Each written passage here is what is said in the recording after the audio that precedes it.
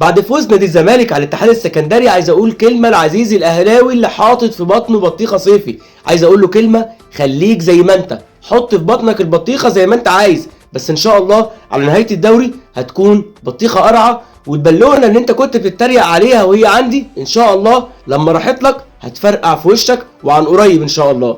اما بقى بالنسبه لفوز نادي الزمالك عايز اقول لعزيزي الاهلاوي: خليك زي ما انت، لان المنطق اللي انت بتتكلم فيه منطق واثق مش من فريقك، لا انت واثق في المنظومه، واثق في التحكيم، واثق في الاعلام، واثق في اي حاجه تانية ملهاش اي علاقه بكره القدم.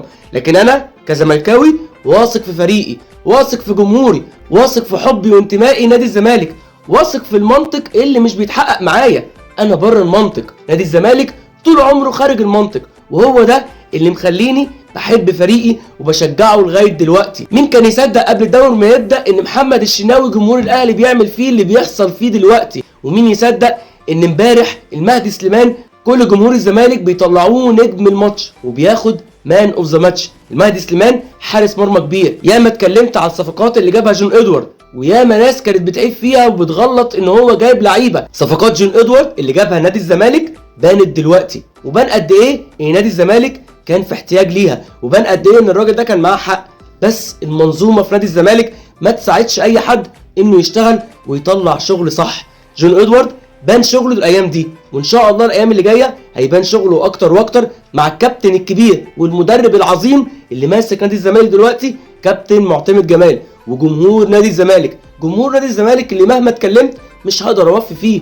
انا مش جاي احلل الماتش، انا جاي اتكلم عن حاله بتحصل لنادي الزمالك. اللي احنا فيه دلوقتي واللي بيحصل مع نادي الزمالك و8 انتصارات ورا بعض ده مش تحليل ماتشات، ده مش تحليل اداء، لا ده حاله بتحصل لنادي الزمالك. جمهور، لعيبه، مدرب كبير زي معتمد جمال، اداره كرويه من جون ادوارد. لكن مجلس الاداره انا عارف هم كده كده مستنيين اللقطه عشان يركبوا فوق الجمهور وفوق النادي. ان شاء الله السنه دي يحصل الغير متوقع ونادي الزمالك ياخد البطوله. هنمشي ماتش بماتش، ومعتمد جمال امشي واحده واحده، امشي بالتشكيل اللي انت شايفه صح وان اللاعب بيأدي صح. لعيبه نادي الزمالك انت معاك سكواد دلوقتي مش هو احسن سكواد، في سكوادين بينافسوك زي سكواد النادي الاهلي ونادي بيراميدز اعلى منك بكتير. بس احنا خارج المنطق، احنا خارج التقييم. اللي هيحصل السنه دي هيكون خارج التوقعات. ان شاء الله ان شاء الله هنمشي ماتش بماتش، مكسب ورا مكسب، البطوله هتقرب اكتر واكتر. وجمهور نادي الزمالك انت السبب في الحاله اللي واصل فيها نادي الزمالك دلوقتي، انت السبب في كل الانتصارات دي، وكلنا هنكون جنب نادي الزمالك لغايه ما يتحقق بطوله الدوري اللي هتكون